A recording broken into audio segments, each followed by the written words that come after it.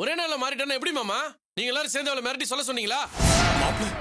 நான் ரேவதி அந்த பையனை பத்தி என்னென்னலாமோ சொன்னா, அதெல்லாம் உண்மையானு எனக்கே தெரியல. ரேவதி உள்ளதா இருக்கா, நீங்களே போய் விசாரிங்க. ரேவதி, ரேவதி, கல்யாணி, ரேவதி கூப்பிடு. நம்பி கூட்டு விட்டா என்ன நடக்குதுங்க?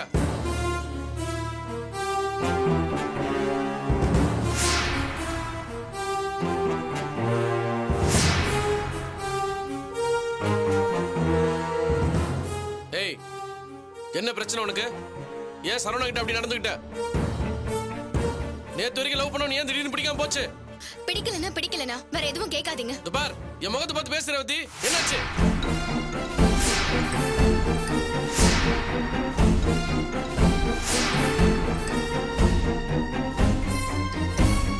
ரேவதி, உடனே கேக்குறேன்.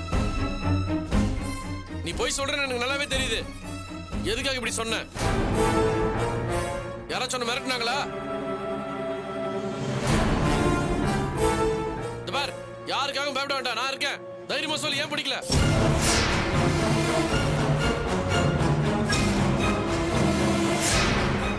அவதான் பிடிக்கலன்னு சொல்லிட்டால, விட. எதுக்கு தேவையில்லாம அவளை மிரட்டுற? ஓ, அப்ப இதெல்லாம் உங்க வேலை தானா? நீங்க மிரட்டி அவளை சொல்ல சொல்லிருக்கீங்களா? ஆமா, எனக்கு வேற வேலை இல்ல பாரு. அவனே ஒரு கேடு கட்டவன், அவனை பிடிக்கலன்னு வேற ஆளை வச்சு சொல்லுவாங்களா? நேத்திக்கு இவகிட்ட அவன் தப்பா நடக்க முயற்சி பண்ணிருக்கான். கல்யாணத்துக்கு முன்னாடி எப்படி ஒரு அசிங்கம் பண்றவன யார் தான் கல்யாணம் பண்ணிப்பாங்க? அதான் வேண்டாம்னு சொல்லிட்டா. இல்ல, நீங்க போய் சொல்றீங்க. நான் ஏன் போய் சொல்லணும்? அவ இங்க தானே இருக்கா, அவகிட்டே போய் கேளு.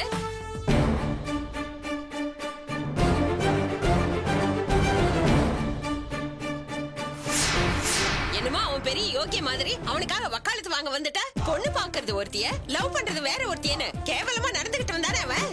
அவன மாதிரி ஒழுக்கம் கட்டவனை கல்யாணம் பண்ணிக்கிட்டா இவ வாழ்க்கை எப்படி உருப்படும்? நாளைக்கு இவளை கல்யாணம் பண்ணிக்கிட்டு வேற ஒருத்திய பிடிச்சிருக்குன்னு அவ பின்னாடியே ஓட மாட்டான்னு என்ன நிச்சயம்? ஏதோ இப்பவாவது அவனை பத்தி தெரிஞ்சுக்கிட்டு வேண்டான்னு சொல்லிட்டால, அதை நினைச்சு சந்தோஷப்படுவியா?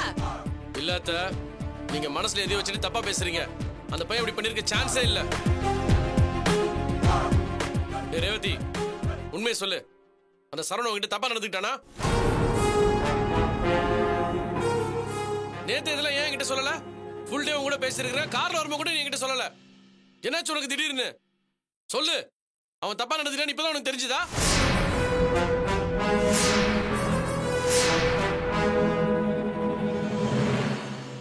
சொல்லு ரேவதி. சொல்லுனா ஒரு ஆம்பளை உங்ககிட்ட அவ என்ன சொல்லுவா? ஒரு பொண்ணால எல்லார்கிட்டயும் எல்லா விஷயமும் சொல்ல முடியுமா? அவ என்கிட்ட கூட சொல்லல, அவ அக்கா கிட்ட வந்து தனியா சொல்லிருக்கா. அவளும் கல்யாணியும் சேர்ந்துதான் அந்த மாப்பிள்ளை வேணான்னு முடிவு பண்ணிருக்காங்க.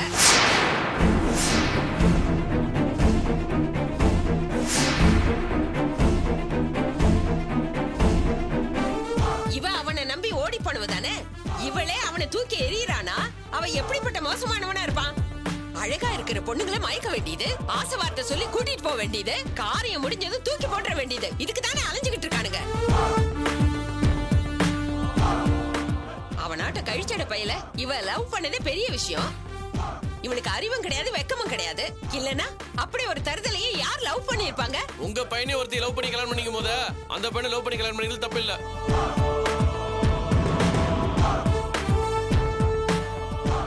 அவனை பத்தி மட்டும் அவ்வளவு தூரம் சொல்லிட்டு போறீங்களே, உங்க பையன் மட்டும் என்ன ரொம்ப யோகியமா?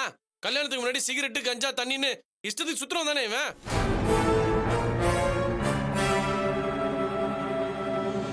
எங்க எப்ப யார்கிட்ட பிரச்சனை பண்ணுவான், எங்க ஊந்து கிடப்பான்னு யாருக்குமே தெரியாது.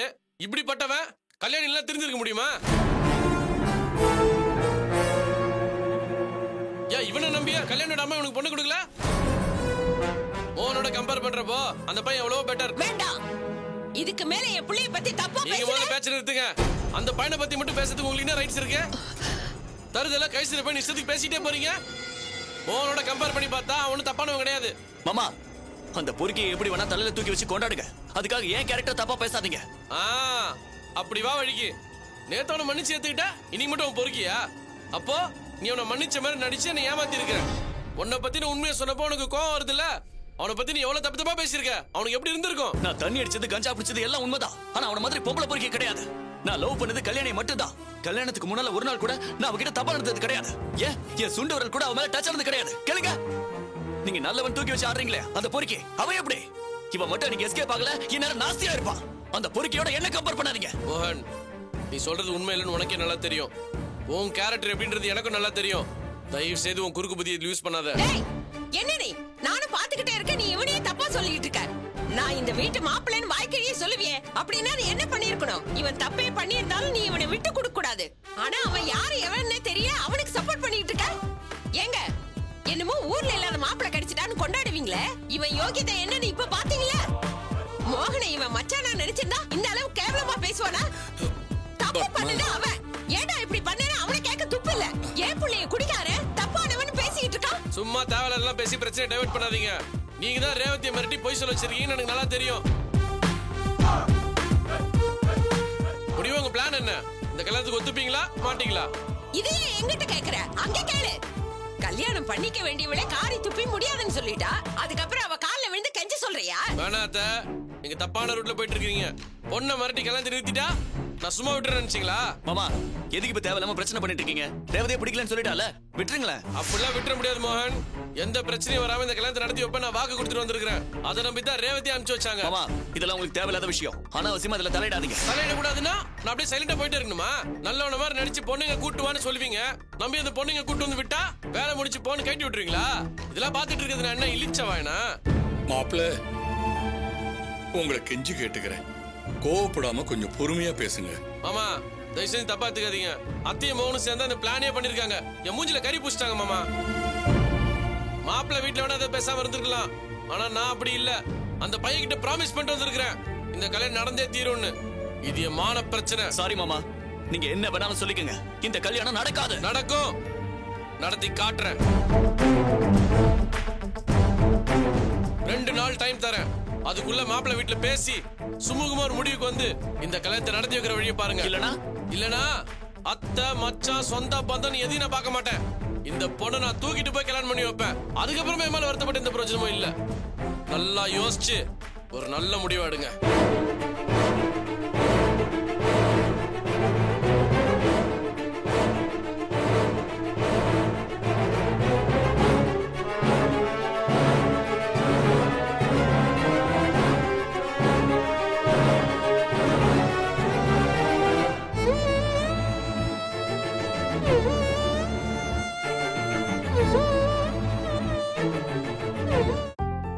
வந்திருக்காங்க. ஓகேப்பா, மற்ற விஷயங்கள் நேரில் பேசலாம். பாய். சொல்லுங்கம்மா, நான் உங்களுக்கு என்ன ஹெல்ப் பண்ணணும்? அது வந்து சார், இவ என்னோட பெஸ்ட் ஃப்ரெண்டு, பேரு தீபா. நானும் இவ்வளவு ஒன்னா தான் படிச்சிட்டு இருக்கோம். இவ என்னை விட ரொம்ப இன்டெலிஜென்ட் சார். நான் தியரிட்டிக்கலா மார்க் வாங்கியிருக்கலாம், ஆனா பிராக்டிக்கல்னு வந்துட்டா இவளுக்கு என்னை விட நாலேஜ் அதிகம் சார். நான் சப்மிட் பண்ண ப்ராஜெக்ட்ல இவளோட பங்களிப்பும் இருக்கு சார். இவளுக்கு உடம்பு முடியாததுனால லாஸ்ட் செமஸ்டர்ல எக்ஸாம் எழுத முடியாம போயிடுச்சு. ஆனா மத்த எல்லா செமஸ்டர்லயும் நல்ல மார்க் ஸ்கோர் பண்ணிருக்கா சார். இவளும் நானும் ஒரே கிரேட்ஸ் தான் வாங்கியிருக்கோம். என்னோட ஆப்ளிகேஷன் என்னன்னா, இவளையும் நீங்க உங்க கம்பெனில இன்டர்ன்ஷிப் பண்ண அனுமதிச்சீங்கன்னா ரொம்ப உதவியா இருக்கும் சார். தாராளமா பண்ணட்டுமா. நீங்க ஒரு ஆளை ரெக்கமெண்ட் பண்றீங்கன்னா இவங்களுடைய பொட்டன்ஷியல் என்னன்னு என்னால புரிஞ்சிக்க முடியுது. உங்களுக்கு விருப்பம்னா நீங்க 2 பேரும் சேர்ந்தே இன்டர்ன்ஷிப் பண்ணுங்க.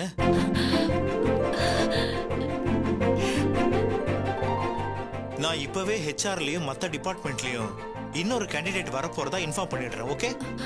Thank you sir, thank you so much.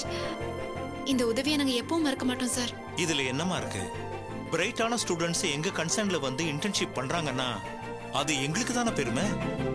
துளசியோட சேர்ந்து நீங்களும் இங்க ஜாயின் பண்ணிக்கலாம். இங்க உங்களுக்கு நல்ல ஸ்கோப் இருக்கு. Thank you sir. ஓகேமா, ஹெச்ஆர்ல நான் இன்ஃபார்ம் பண்ணிடுறேன். உங்களுக்கு கால் லெட்டர் வரும், அப்போ வந்து என்ன பாருங்க. Thank you sir. ஏய் தீபா, என்னால நம்பவே முடியலடி. அவர் உடனே ஒத்துப்பாருன்னு நான் நினைச்சு கூட பார்க்கல. எனக்கு எவ்வளவு சந்தோஷமா இருக்கு தெரியுமா? ஏய், இதெல்லாம் உன் திறமைக்கு கிடைச்ச மரியாதைடி. ரொம்ப தேங்க்ஸ். ஏய் போட்டேனா, எனக்கு போய் தேங்க்ஸ் எல்லாம் சொல்லிக்கிட்டு. நம்ம 2 பேரும் ஒரே கம்பெனில இன்டர்ன்ஷிப் பண்ண போறோம். அதை நினைச்சா எவ்வளவு சந்தோஷமா இருக்கு தெரியுமா? இங்க பாரு, நம்ம இன்டர்ன்ஷிப்பை சக்சஸ்ஃபுல்லா முடிக்கணும். அதுக்கப்புறம் பாரு, கோர்ஸ் டிஸ்டிங்ஷன்ல முடிச்சிட்டு கேம்பஸ் இன்டர்வியூல ஒரே கம்பெனில ஜாயின் பண்ண போறோம். இல்லனா இருக்கவே இருக்கு இந்த கம்பெனி.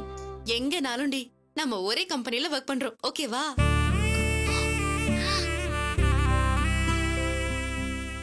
இப்பதாண்டி எனக்கு நிம்மதியாவே இருக்கு. இந்த சக்சஸ நம்ம இப்படியே விட்டுறக்கூடாது. மத்தவங்க ஆச்சரியப்படுற மாதிரி நம்மோட ஃபீல்டுல நம்ம சாதிச்சு காட்டணும்டி. நடுவுல நமக்கு எவ்வளவு பிரச்சனை வந்தாலும் சரி அதை மைண்ட் பண்ணிக்கவே கூடாது. இங்க பாரு, முக்கியமா நான் உனக்கு தான் சொல்றேன். நம்ம டைவர்ட் ஆகிற அளவுக்கு வீட்டுல எவ்வளவு பிரச்சனை வேணாலும் இருக்கலாம். அதையெல்லாம் மனசுல போட்டு குழப்பிக்கவே கூடாது. இதுதான் நம்ம கோல்னு முடிவு பண்ணிட்டோம்னா அதை அச்சீவ் பண்ணியே ஆகணும்டி. அதுக்காக எவ்வளவு ஹார்ட் ஒர்க் வேணாலும் பண்ணலாம். நினைச்சதை சாதிச்சு காட்டுற வரைக்கும் எந்த சூழ்நிலையிலயும் அதுல இருந்து நம்ம பின்வாங்கவே கூடாது. நம்மளால நிச்சயம் முடியும் தீபா.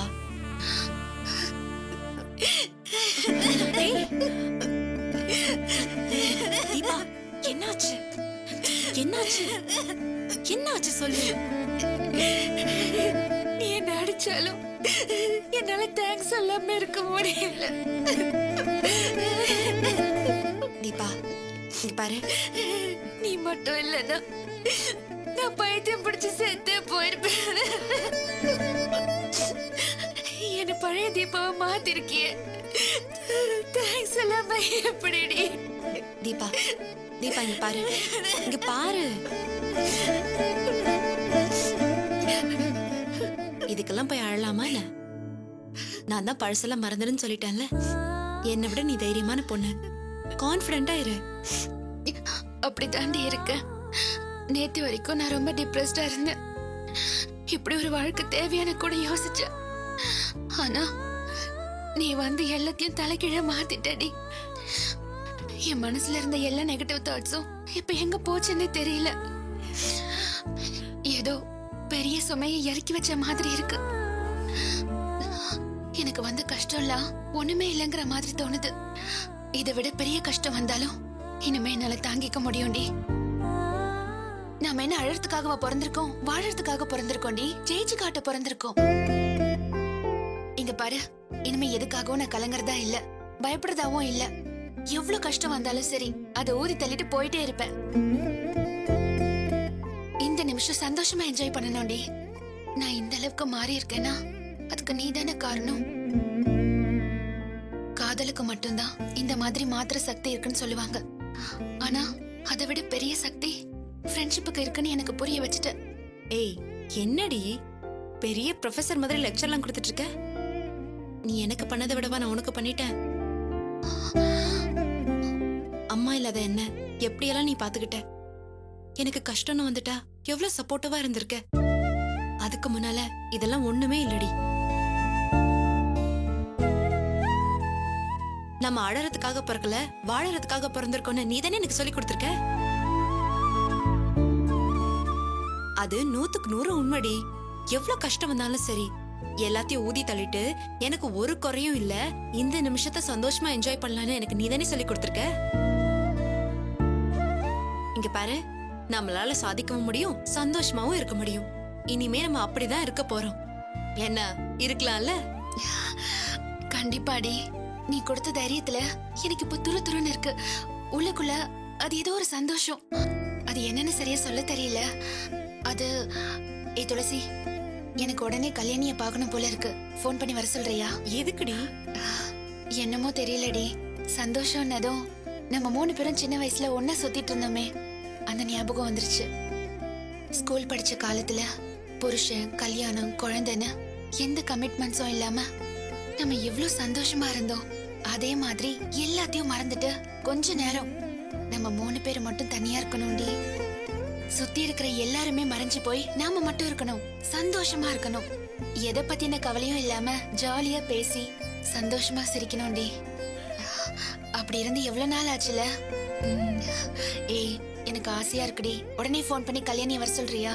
உனக்கு என்ன, இப்ப கல்யாணிய பாக்கணும் அவ்வளவுதானே? போன் பண்ணிட்டா போச்சு.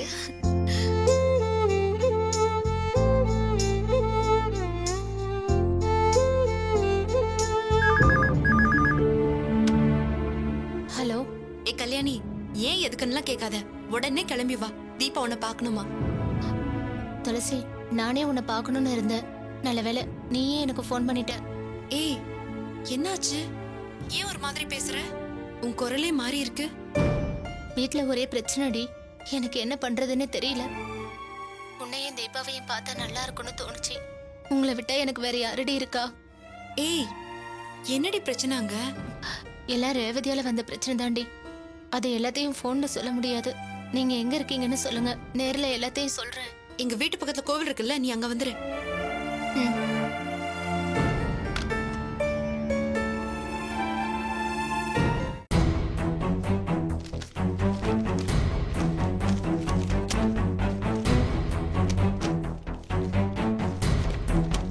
டேய் என்னடா தேடிட்டு இருக்க? ஒண்ணுலடா, ஒரு லெட்டர் ஒன்று எழுதி வச்சேன், எங்கேயோ மிஸ் ஆயிடுச்சு.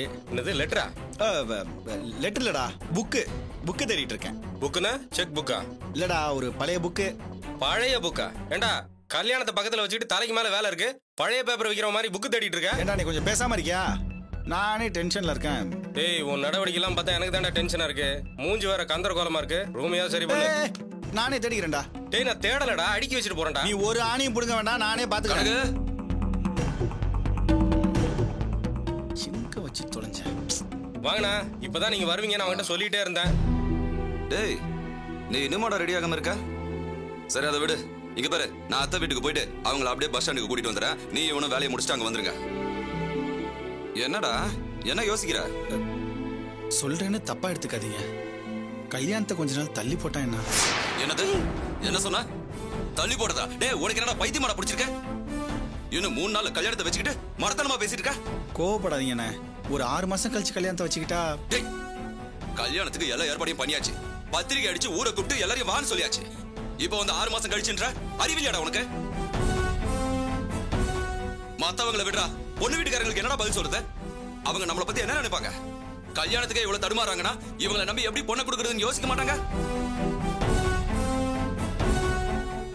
யோசிச்சாலும் பரவாயில்லடா, கல்யாணத்தை தள்ளி வைங்கன்னா செருப்பால அடிக்க மாட்டாங்க. ஏங்க உங்க தம்பி எதையோ மனசுல வச்சுட்டு தாங்க இப்படி எல்லாம் பண்றான். ஐயோ அப்படிலாம் இல்ல. நீ அப்புறம் ஏன் கல்யாணத்தை தள்ளி போடணும்? ஆரம்பத்துல உன்னை கண்டுக்காம விட்டுட்டோம், அது தப்புன்னா இப்ப எங்களுக்கு என்ன தண்டனை வேணா கொடு. அதுக்காக எங்களை முன்ன நிறுத்தி கல்யாணத்தை பேசிட்டு இப்ப அதை நிறுத்தி எங்களை அசிங்கப்படுத்தாத. இல்ல அப்ப பண்ண தப்புக்கு அவமானப்படுத்தாதான் இப்படி பண்றியா? அப்படி ஏதாச்சும் இருந்தா இப்பயே சொல்லிடு. ஐயோ அண்ணி, ஏன் இப்படிலாம் பேசுறீங்க? இங்க பாரு கனக, நாங்க தான் முன்ன நின்னு கல்யாணத்தை பேசியிருக்கோம். இந்த கல்யாணம் மட்டும் நின்னா உனக்கு இல்ல எங்களுக்கு தான் அசிங்கம். அப்புறம் நாளைக்கு எங்களால ஊர்ல தலை காட்டவே முடியாது. டேய் சொல்றா, எதுக்குடா கல்யாணத்தை தள்ளி போடணும்னு சொல்ற? உனக்கு கல்யாணத்துல விருப்பமா இல்லையான்னு கேட்டுதானே இந்த வேலையெல்லாம் ஆரம்பிச்சோம். பொண்ணு பார்க்க ஆரம்பிச்சதுல இருந்து நாங்க 2 பேர் தான் எல்லா வேலையும் இழுத்து போட்டு செய்யறோம். இது மட்டும் நடக்கல, நாங்க 2 பேரும் நாண்டுகிட்டு சாக வேண்டாம். ஏன் இப்படிலாம் பேசுறீங்க? நீ இப்படி நடந்துக்கிட்டா வேற எப்படா பேசுறது? முதல்ல எங்களுக்கு காரணத்தை சொல்லு. எதுக்காக தள்ளி போடணும்னு சொல்ற? ஏன் வேற ஏதாவது பொண்ணு மனசுல வச்சிருக்கியா? ஆனா அப்படிலாம் இல்லண்ணே. அப்படி ஏதாவது இருந்தா இப்பயே சொல்லிடுறா. பொதுவா யாராவது பொண்ணுங்க மனசுல இருந்தா தான் பசங்க இப்படி எல்லாம் பேசுவாங்க. அண்ணே அப்படிலாம் எதுவும் இல்லண்ணே. ஹோட்டல் இப்ப நல்லா வியாபாரம் போயிட்டு இருக்கு, நிறைய ஆர்டர் தராங்க. இப்ப கல்யாணம் பண்ணா 1 மாசம் 2 மாசத்துக்கு ஹோட்டலை பாத்துக்கிறது ரொம்ப கஷ்டமா இருக்கும்ண்ணே. அதான் யோசிக்கிறேன். ஒரு 6 மாசம் டைம் கொடுத்தீங்கன்னா ஹோட்டலை நல்லா டெவலப் பண்ணிட்டு. அதுக்கு இதெல்லாம் ஒரு காரணமாடா? வியாபாரம் வளர வளர நீ கல்யாணத்தை பத்தி எல்லாம் யோசிக்க மாட்ட. முதல்ல நீ கல்யாணத்தை பண்ணிக்க, மத்ததெல்லாம் அப்புறம் பேசிக்கலாம். அண்ணா ஆர்டர் போயிடுச்சுன்னா திரும்ப பிடிக்க முடியாதுண்ணா. என்னங்க உங்க தம்பி இப்படி இருக்கான், இதெல்லாம் ஒரு காரணமா? ஹோட்டல் வச்சிருக்கிற யாரும் கல்யாணம் பண்ணிக்கிறது இல்ல. கல்யாணத்துக்கு அப்புறம் ஹோட்டல் இழுத்து மூடிட்டா போயிட்டாங்க. இங்க பாருடா, நீ சொல்றதெல்லாம் ஒரு காரணமா ஏத்துக்க முடியாது. கல்யாணம்னா ஒரு 10-15 நாள் லீவ் போட தான் வேண்டி இருக்கும். அந்த நேரத்துல ஹோட்டல்ல ஜோசப் பாத்துக்க போறான். சும்மா எதையாவது சொல்லி மழுப்பாம ஒழுங்கா வந்து தாலியை கட்டு. இல்லண்ணா இப்போதைக்கு எனக்கு கல்யாணம் வேண்டாம்.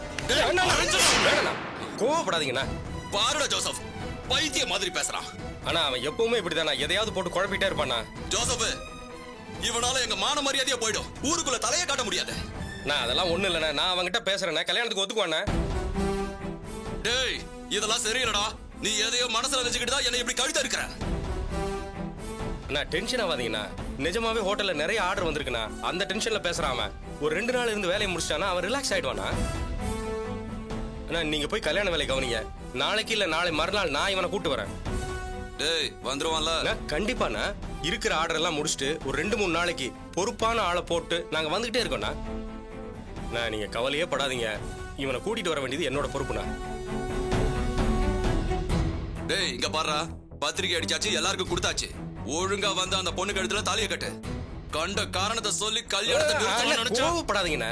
நான் தான் சொல்றேன்ல, அவனை நான் கூட்டிட்டு வரேன். நீங்க வாங்க.